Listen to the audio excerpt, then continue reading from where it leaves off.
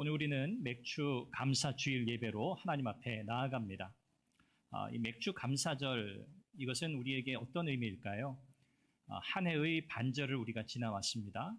그래서 여기에는 두 가지 중요한 의미를 우리는 가집니다. 첫 번째는 지나온 시간들 동안 하나님께서 베푸신 은혜를 돌아보고 기억하는 겁니다. 그리고 두 번째는 이제 남은 한 해, 반년의 삶도 또 하나님께 맡겨드리는 겁니다.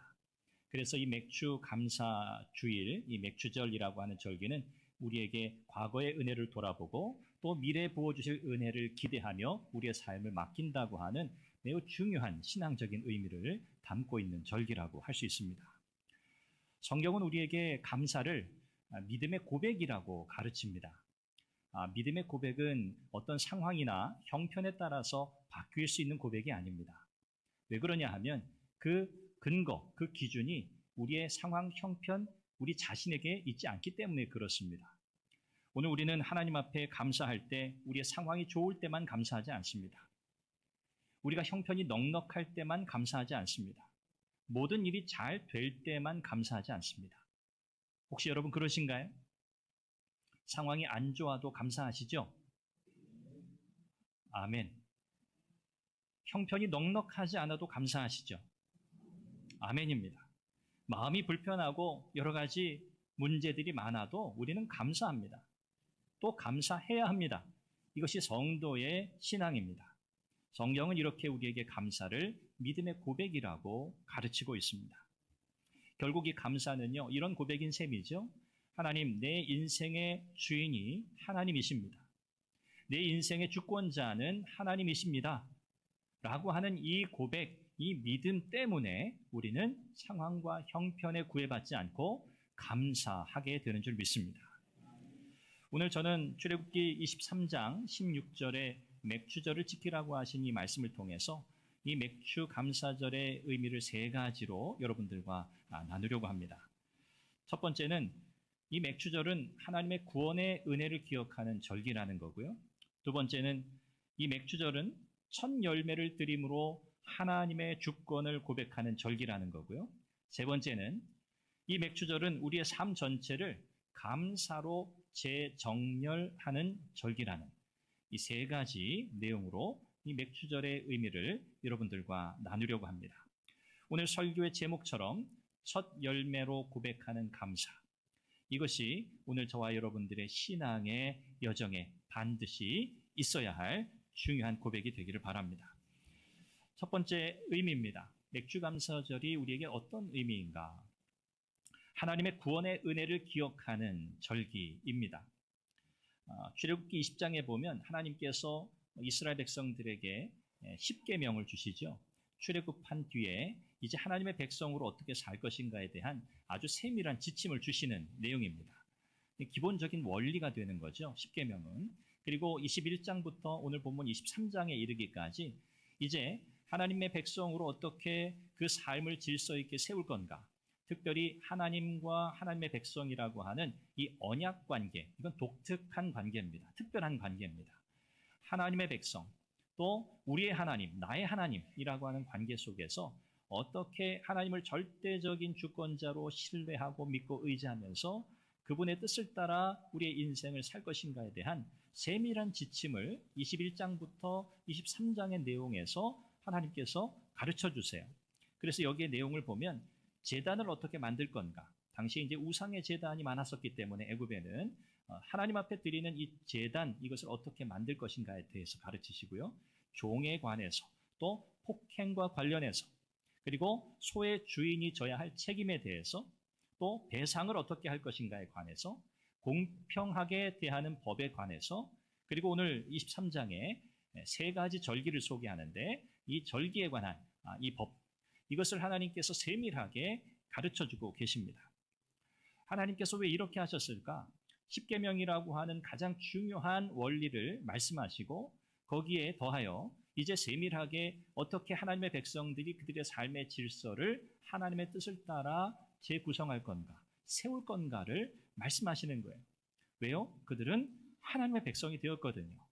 이제 그들은 다른 삶을 살아야 합니다. 그들이 하나님이 인도하실 그 가나안 땅, 약속의 땅에 들어가서 그들은 이방인들처럼 살 수 없습니다. 그들은 애굽에서처럼 살 수 없습니다. 이제 그들은 전혀 새로운 존재로 살아가야 합니다. 바로 하나님의 백성이라는 정체성으로 살아야 하는 거죠. 하나님께서 이스라엘 백성들에게 이 모든 지침을 말씀하실 때 이스라엘 백성들이 기억해야 할 중요한 사실이 있었습니다. 이 모든 것을 요구하고 계시는 그 하나님, 왜 하나님이 우리에게 이런 요구를 하시는가? 이런 이유 때문이죠. 이스라엘 백성들은 이런 내용을 기억해야 했어요. 그들의 과거입니다. 이스라엘은 애굽에서 종살이 하던 백성이었어요. 노예였습니다. 자기 땅이 없었어요. 자기 이름도 없었습니다. 노예에게 이름을 주지 않아요. 자기 미래도 없습니다. 여러분, 노예에게 미래가 있나요? 자신의 부를 꿈꿀 수 있나요? 자신의 땅, 자신의 소유를 꿈꿀 수 있나요? 없습니다. 자기의 것이라고는 아무것도 없는 인생이에요.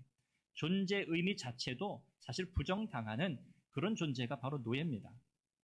애굽 왕 바로의 권력 아래에서 강제 노동을 하며 살았어요. 소망이 없던 자들이었어요. 그런데 그런 이스라엘 백성들을 하나님께서 구원해내셨어요. 건져내셨어요. 애굽에서 나오게 하셨어요. 6월절 어린 양의 피로 출애굽시키시고 홍해를 가르셔서 마른 땅을 지나게 하셨어요. 애굽 왕 바로의 손에서 완전히 해방시켜 주셨습니다. 그리고 24장에 가면 시내산에서 이제 언약을 맺으시잖아요. 하나님의 백성으로서 하나님은 그럴 의무가 없으신데도 불구하고 하나님은 이스라엘을 하나님의 백성으로 삼으시고 그들에게 내가 너희의 하나님이 되어주겠다고 말씀하세요. 영원히 변하지 않는 사랑과 보호와 인도하심을 약속하세요. 여러분, 이 모든 일들을 기억할 때 오늘 출애굽기 23장에서 특별히 우리가 맥추절에 집중해서 보고 있는데 이 맥추절을 지키라고 하는 이 절기에 대한 명령은요, 단순히 기념식 수준의 종교 행사를 하라는 게 아닙니다. 그냥 기념해, 그런 차원이 아닙니다. 이스라엘이 무엇을 기억하도록 하시는 겁니까? 하나님이 그들을 구원하셨다는 사실을 기억하게 하시려는 거예요.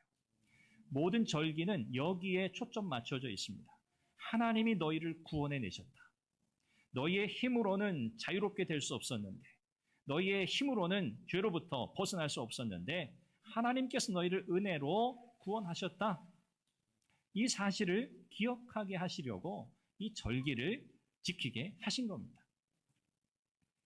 따라서 오늘 이 말씀은요, 구원받은 하나님의 백성이 어떻게 살아야 하는지를 보여주는, 특별히 하나님과의 언약 관계 속에서 언약적 삶의 질서를 어떻게 세울 것인가를 가르치시는 말씀이라고 할 수 있어요.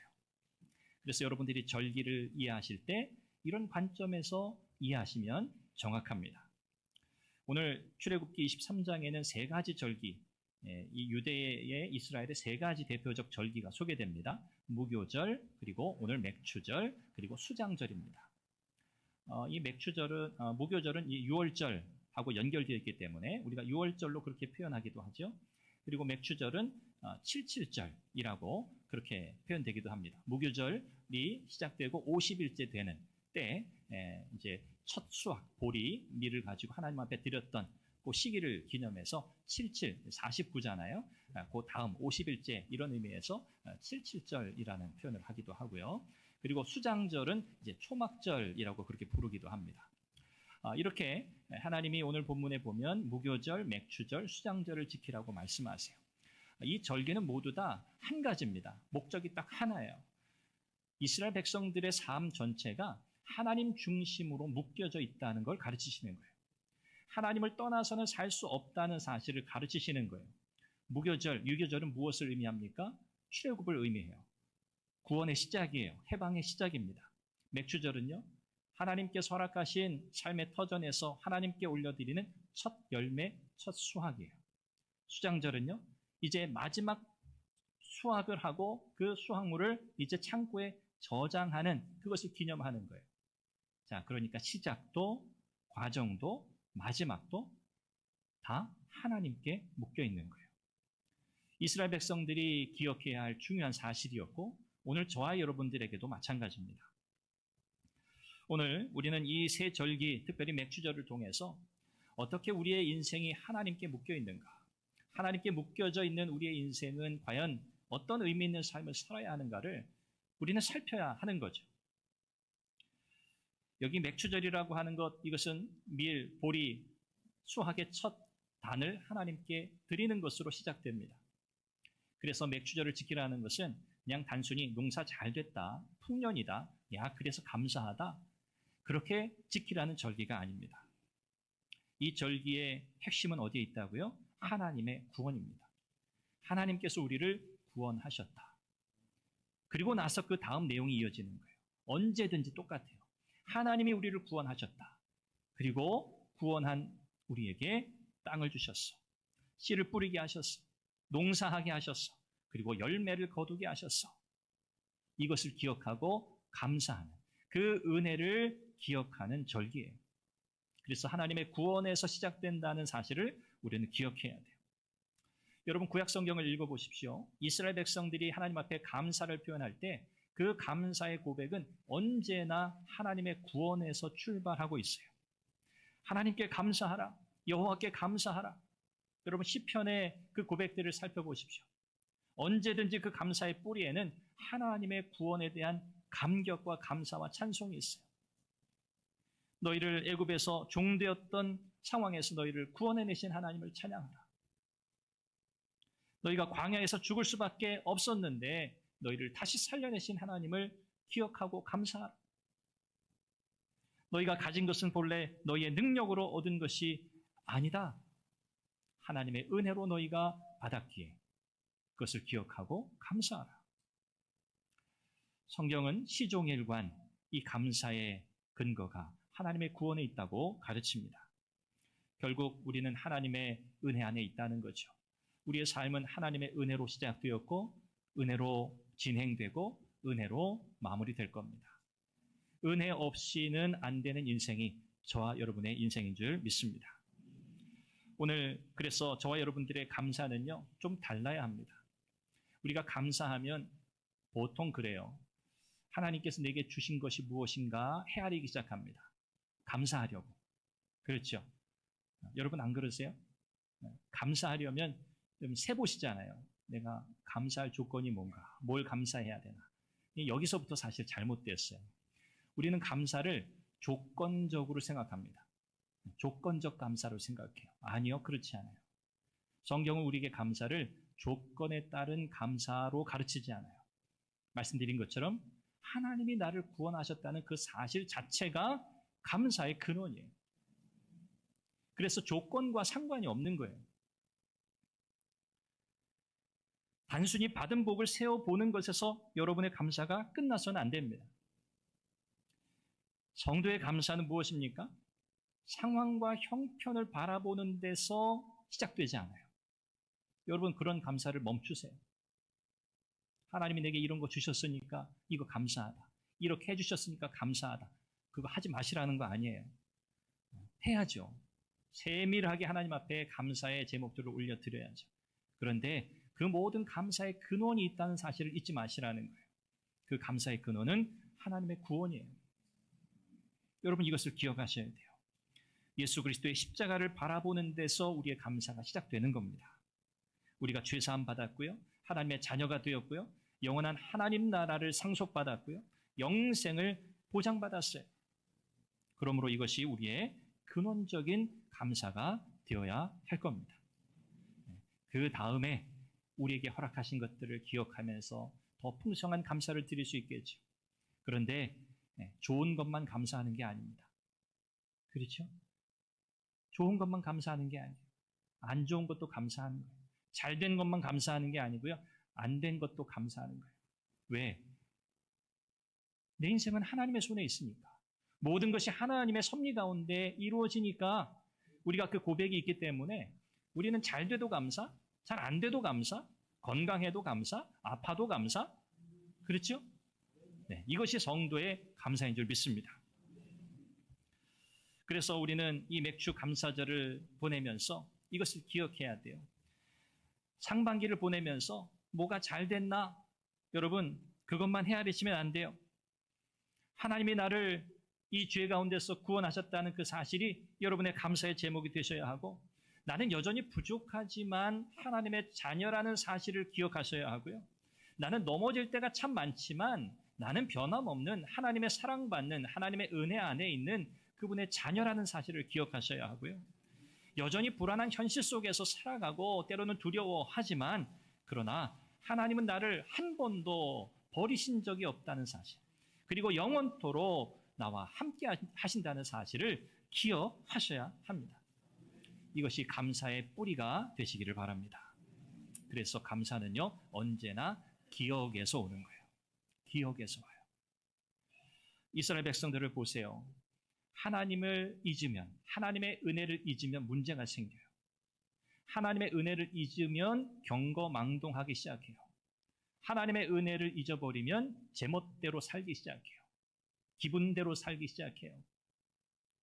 이것이 이스라엘 백성들의 교훈이에요. 오늘 우리도 예외가 아닙니다. 우리가 하나님의 은혜를 잊어버리기 시작하면요, 어떻게 저럴 수 있지? 저분이 저러면 안 되는데 라고 해도 그런 일이 일어나요.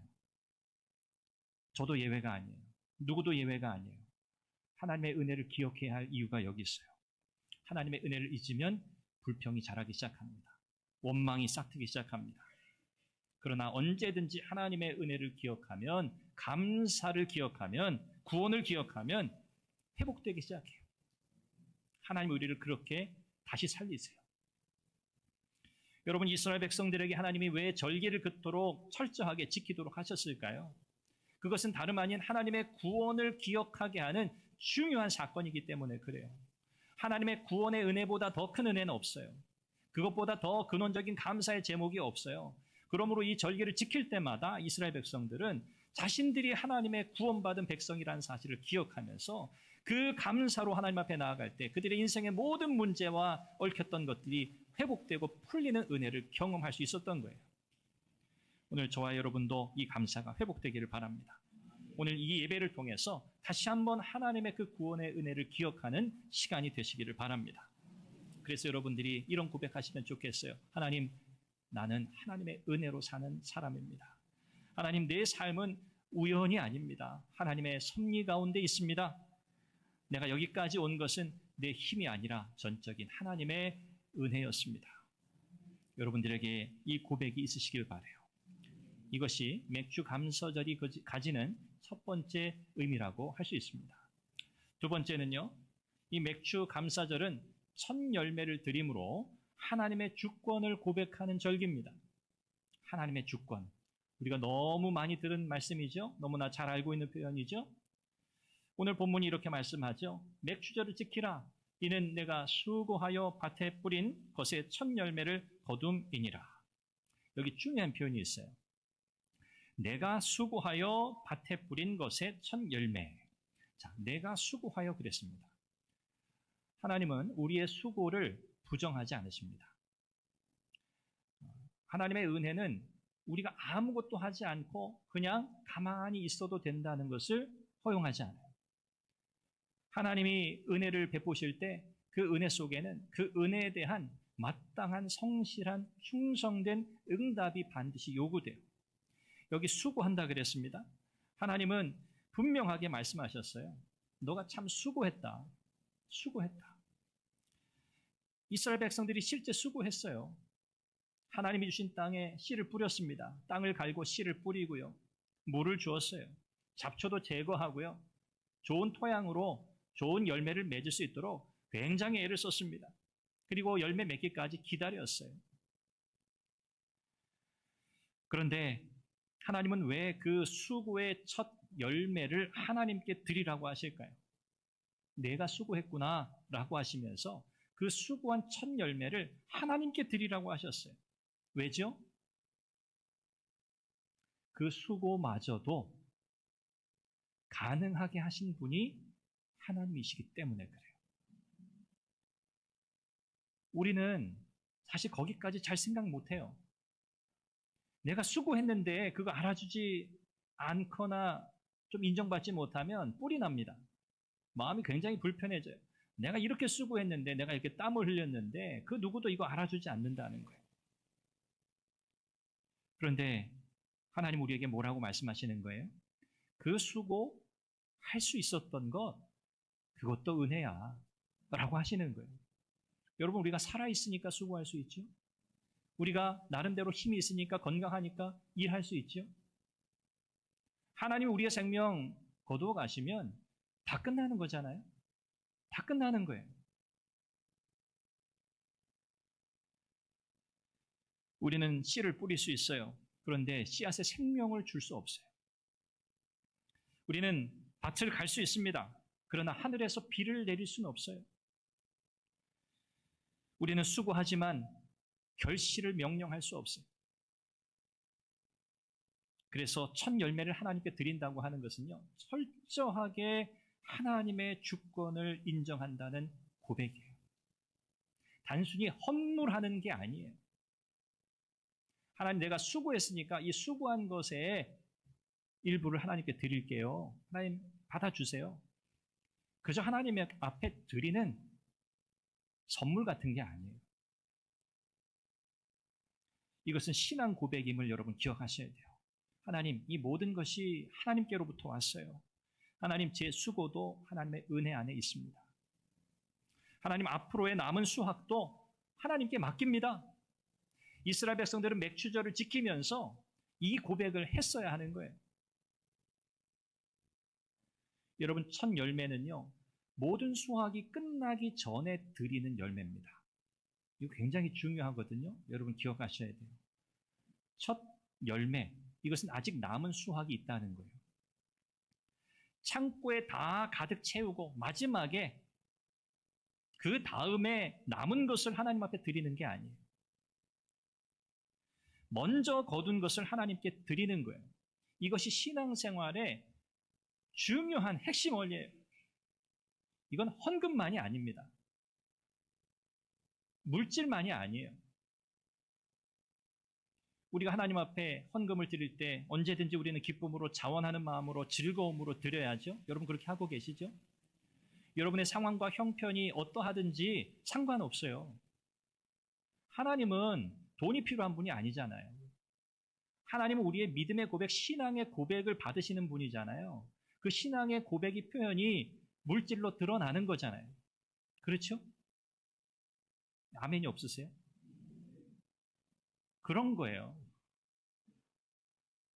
하나님은 절대 남은 것을 받으시는 분이 아니에요. 하나님은 왜 처음 열매를 달라고 하셨겠어요? 하나님은 처음 것을 받으신다는 거예요. 하나님 그렇게 하신다는 거예요. 그런데 우리는 자꾸 남은 걸 드리려고 그래요. 시간이 남으면 하나님 제가 예배 드리러 갈게요. 하나님 제가 마음에 여유가 있으면 기도할게요. 하나님 제가 형편이 되면, 괜찮으면 좀 헌신해 볼게요. 문제가 좀 해결되면 하나님 그때 제가 감사할게요. 여러분 이거 다 잘못된 거예요. 성경은 우리에게 무엇이라고 말씀해요? 우리 주님께서 가르치신 중요한 말씀이 있죠. 마태복음 6장. 너희는 먼저 그의 나라와 그의 의를 구하라. 그리하면 이 모든 것을 너희에게 더하시리라. 이것이 하나님의 법칙이에요. 구약도 마찬가지고 신약도 마찬가지예요. 우리의 인생의 삶의 첫 자리에 우리는 주님을 모시고 살아야 돼요. 하나님의 주권을 이야기할 때 이것은 단순하게 교리적인 명제로 우리가 이해하는 게 아닙니다. 아, 하나님의 주권이라는 교리는 이런 거구나. 그저 문장으로 명제적으로 받아들이는 게 아니에요. 우리가 하나님의 주권을 믿는다고 하는 것, 특별히 우리 개혁주의라고 하는 이 신앙의 전통 안에서 이 하나님의 주권은 너무 중요한데요. 하나님의 주권은 이런 거예요.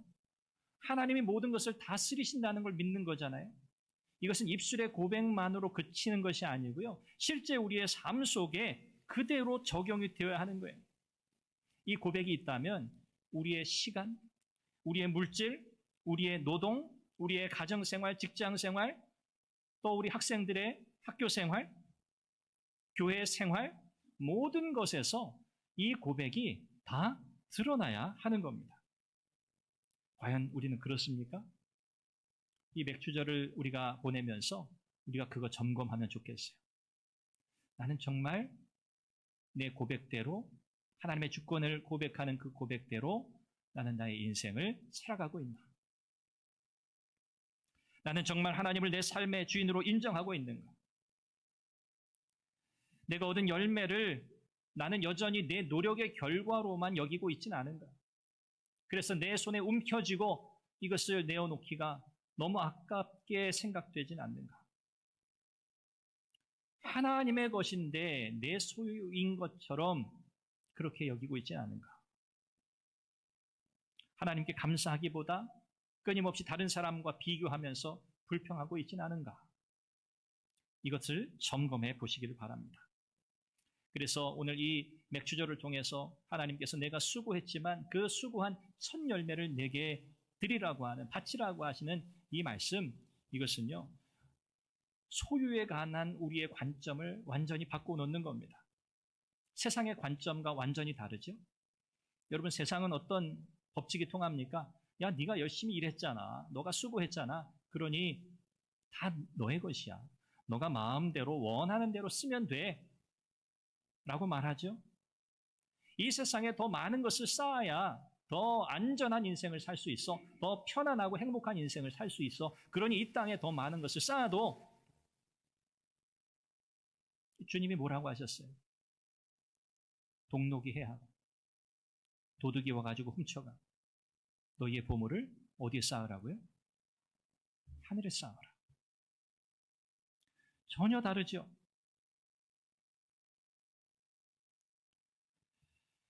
성경은 우리에게 뭐라고 가르칩니까? 내가 얻었고 내가 수고했지만 그 수고와 열매의 주인은 하나님이야. 너가 누리고 있지만 그건 역시 하나님께서 너에게 베푸신 은혜야 라고 말씀하는 거예요. 이것을 믿고 고백하며 살아가는 성도는 바로 청지기적 믿음을 가지고 살아가는 겁니다. 우리가 흔히 말하잖아요. 청지기 신앙. 주인이 내가 아니라 하나님이시다. 하나님께서 내게 맡겨주셨다. 전부, 예외 없이. 그러니 우리에게 속한 모든 것은 다 맡겨주신 주인, 주님의 뜻을 따라 아낌없이 사용해야 한다. 이게 청지기죠. 내 생명도, 내 가정도, 내 재능도, 내 물질도, 내 시간도, 내 직분도, 내 사역도 모두 하나님께서 맡기신 줄 믿습니다. 여러분, 이 고백을 확실하게 하셔야 돼요. 그래서 이 고백이 있을 때 진짜 감사가 나오게 되고요. 이 감사는 자연스럽게 헌신된 삶으로 이어지게 되는 거예요. 입술의 감사가 삶의 드림으로 이어지는 신앙, 여러분의 신앙이 이와 같기를 간절히 바랍니다. 여러분, 하나님은요, 부족한 게 없으세요. 하나님은 우리에게 뭔가를 받으셔야 존재하시는 분이 아니잖아요. 그렇죠? 그런데 하나님이 우리에게 뭔가를 달라고 하실 때는 다 이유가 있는 거예요. 부족함이 없는 하나님께서 우리한테 왜 자꾸 뭘 달라고 하시겠어요? 우리 복 주시려는 거예요. 이 땅에서 하나님의 백성으로 풍성한 삶을 살게 하시려는 거예요. 그게 하나님의 약속이잖아요. 나는 너의 하나님이 되어줄게. 여기서 끝난 거예요. 전능자이신 하나님, 창조주이신 하나님이 나의 하나님이 되신다고 할 때 게임이 끝나는 거예요. 세상에 그 무엇으로도 경쟁할 수 없어요. 비교할 수 없어요. 하나님이 우리에게 첫 열매를 요구하시는 이유를 우리가 다시 한번 기억하기를 원합니다. 하나님이 가난하셔서 아니에요. 우리의 마음이 하나님께로 향하게 하시려는 거예요. 언제든지 그래요. 하나님 우리에게 십계명을 주실 때도 그렇고 절기를 지키라 하실 때도 그렇고 율법을 주신 이유도 마찬가지입니다. 우리의 마음이 하나님께로 향하게 하시려고. 하나님으로부터 우리의 마음이 벗어날 때 언제든지 문제가 생겨요. 우상숭배가 시작돼요. 영적 타락이 시작해요. 하나님을 떠나 살기 시작해요. 엉망진창이 되는 거죠. 하나님은 그걸 두고 보실 수 없어요. 그래서 우리에게 이와 같은 특별한 은혜의 방편을 마련해 주신 거예요. 우리가 이것에 순종하지 않을 이유가 있습니까? 우리에게 복 주시려는 하나님의 이 놀라운 이 의도를 우리가 의심할 이유가 있습니까? 전혀 없어요. 여러분, 감사를 단순한 감정의 차원에 머물러 두지 마세요. 감사는 믿음의 질서가 돼야 돼요. 감정이 아니에요. 감정이 아니에요. 마지막 세 번째입니다. 맥주 감사절은요, 우리의 삶 전체를 감사로 재정렬하는 절기입니다. 재정렬. 이 현대에는 당시 이스라엘 백성들이 농사 지었던 것처럼 우리가 그런 배경에서 하나님 앞에 맥주절을 지키지 않잖아요. 우리 중에 농사하시면서 보리, 밀 수확해가지고 하나님 앞에 그 밀을 감사의 제물로 드리는 분들은 없잖아요. 그렇죠?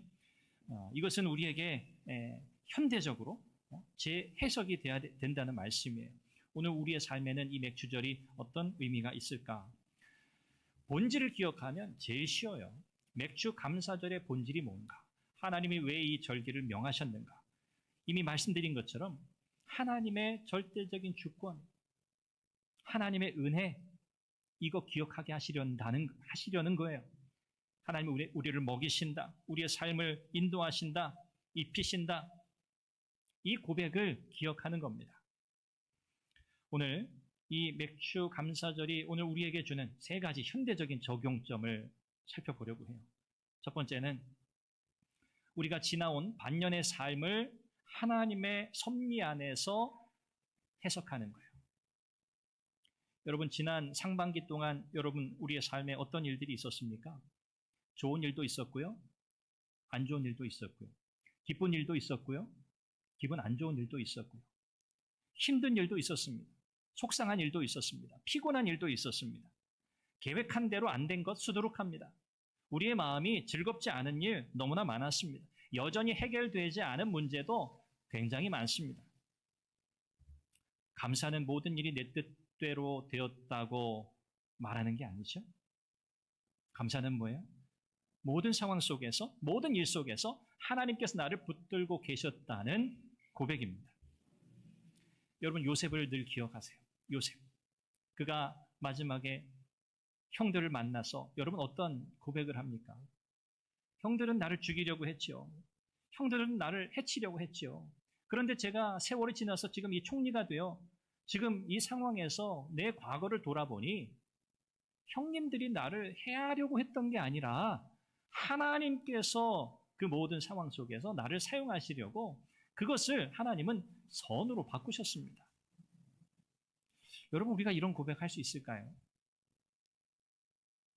이 완전히 관점의 전환이잖아요. 형들은 나를 해하려고 했지만 하나님은 그 해하려는 행위를 선으로 바꾸셨다는 거예요. 이것이 우리의 인생을 하나님의 섭리 안에서 바라보는 겁니다. 여러분, 지금 안 좋은 거, 지금 잘 안 된 거, 지금 문제, 여러분 그 상황에 매몰되지 마시기 바랍니다. 무엇이든 다 하나님의 섭리 안에 있다는 것을 믿으시기를 바랍니다. 그래서 지금 안 좋은 상황도요, 하나님의 그 큰 계획 속에서 어떤 의미를 가질지 우리는 지금은 다 헤아릴 수 없어요.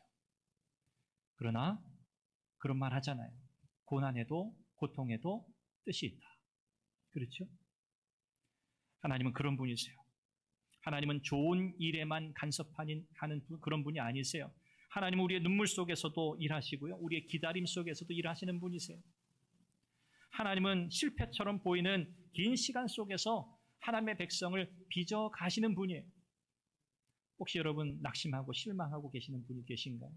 어두운 터널 속에 여전히 있다고 생각하는 분이 계신가요? 하나님께서 여러분들을 최고의 작품으로 빚어 가시는 줄 믿습니다. 하나님은 우리를 그렇게 인도해 가세요. 주님, 제가 다 이해하지 못했는데 주님이 저를 붙드셨군요. 하나님, 제가 원하는 방식은 아니었는데 주님은 저를 인도하셨군요. 여전히 해결되지 않은 문제도 있는데 하나님은 그 가운데서도 여전히 선하게 내 인생을 인도하시는군요.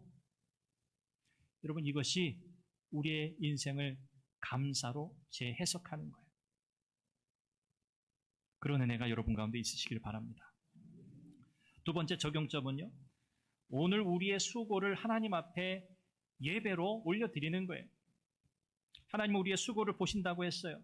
가정에서 하는 수고, 직장에서 하는 수고, 자녀를 돌보는 수고, 교회에서 보이지 않게 섬기는 수고, 아픈 몸을 이끌고 봉사하는 수고, 신앙을 지키기 위해 싸우는 수고, 관계를 회복하기 위해 애쓰는 수고. 하나님은 그 모든 수고를 다 알고 계세요.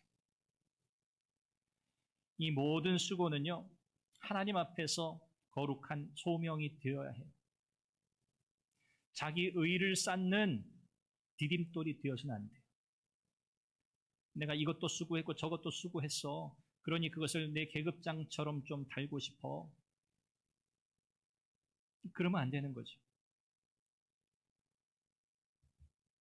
수고를 하나님의 소명으로 여기게 될 때 우리는 전혀 다른 질문을 던지게 돼요. 나의 수고가 과연 하나님이 기뻐 받으시는 수고로 드려지고 있는가? 나의 삶의 자리는 하나님을 영화롭게 하는 예배의 자리인가? 나의 가정은, 나의 학교 생활은, 나의 직장 생활은 하나님을 영화롭게 하는 자리가 되고 있는가? 이런 질문을 던지게 되는 겁니다. 결과에만 매이던 삶이 이제는 신실함의 삶으로 변화되는 거예요. 사람에게 보이려고 하던 일을 이제는 하나님 앞에서 하기 시작하는 거예요. 마지막 세 번째는요, 이제 남은 우리의 하반기 하나님께 맡기는 믿음으로 사는 겁니다. 맥추절은 첫 열매 전체 수확의 시작입니다. 아직 끝난 게 아니에요. 아직 마지막 수확이 남아있어요. 기다려야 할 열매가 있다는 거죠. 첫 열매를 우리가 하나님 앞에 드린다는 것은요, 앞으로의 시간도 하나님 앞에 맡긴다는 고백이에요. 여러분에게 그 고백이 있으십니까? 네, 있으시면 아멘 하시죠. 네, 그렇습니다. 우리의 상반기도 하나님이 은혜 가운데 붙드셨어요. 우리 하반기도 하나님의 은혜로 우리를 붙드실 거예요. 그러니 여러분, 우리의 삶을 하나님께 맡깁시다. 말씀을 맺습니다. 오늘 우리는 이 맥주 감사절의 의미를 생각해 보았습니다. 또 이 맥주 감사절은 그저 이 구약적인 문맥 안에서만 마치는 게 아니고요, 부활의 첫 열매가 되시는 우리 주 예수 그리스도를 향하고 있습니다. 예수님께서 우리를 위해 행하신 그 모든 일들을 우리는 다 기억하고 있습니다. 그래서 우리의 감사는 이 땅에서의 감사로 끝나지 않고 영원한 감사로 이어지게 됩니다. 우리의 감사는 언제든지 우리 주 예수 그리스도의 그 구원의 은혜에 기초해야 합니다. 그러므로 오늘 이 맥주 감사절을 맞이하여서 하나님께 우리의 첫 열매를 드리겠다는 그런 결단이 여러분들에게 다 있으시기를 바랍니다. 우리의 시간도, 우리의 마음도, 우리의 물질도, 우리의 수고도, 우리의 모든 남은 일들도 하나님께 온전히 맡겨드리고 하나님의 선하신 뜻을 따라 믿음으로 신실하게 살겠다는 결단이 오늘 저와 여러분 모두에게 있게 되기를 주님의 이름으로 축원합니다. 기도하겠습니다. 우리 한 목소리로 기도하죠. 하나님께서 우리에게 베푸신 은혜를 기억하며 감사하며 기도하시기를 바랍니다. 지금 우리가 마주하고 있는 인생의 어려움과 문제들 하나하나 하나님께 맡겨드리고 내 남은 하반기 또 내 인생, 내 삶 전체를 하나님께 온전히 드리겠다고 하는 이 신앙적 결단이 여러분 가운데 있기를 바랍니다. 다시 한번 우리의 무너진 결단, 우리의 무너진 헌신 회복되는 시간이 되기를 바랍니다. 하나님의 은혜를 구하며 우리 통성으로 기도합니다. 자비하신 아버지 하나님, 은혜와 사랑을 감사합니다. 오늘 우리에게 복된 주일 예배, 특별히 맥주 감사절 예배를 허락하셔서 하나님 앞에 우리가 예배하게 하시니 감사합니다. 하나님, 우리가 어떻게 하나님 앞에 받은 은혜를 기억하고 어떻게 우리가 남은 인생을 또한 하나님께 온전히 맡겨드릴 수 있을지 하나님 오늘 말씀을 통해서 우리에게 다시 가르쳐 주시니 감사합니다. 하나님 아버지, 우리의 감사가 회복되기를 원합니다. 하나님, 우리의 감사는 단순한 고백으로 끝나지 않기를 바랍니다. 하나님, 우리 교회 안에 우리의 개인의 인생 위에 우리의 가정 위에 감사가 회복되게 하여 주시옵소서. 하나님, 우리의 일터에 감사가 회복되게 해 주옵소서. 주옵소서. 우리의 남은 한 해가 감사로 하나님께 드려지기를 원합니다. 첫 열매를 드리는 믿음으로 우리의 삶 전체를 하나님께 드리는 복된 성도들이 되게 하여 주시옵소서. 주의 교회가 또 힘있게 하나님 감사 위에 세워져 가게 하여 주옵소서. 하나님의 은혜 위에 세워져 가는 복된 교회가 되게 하여 주시옵소서.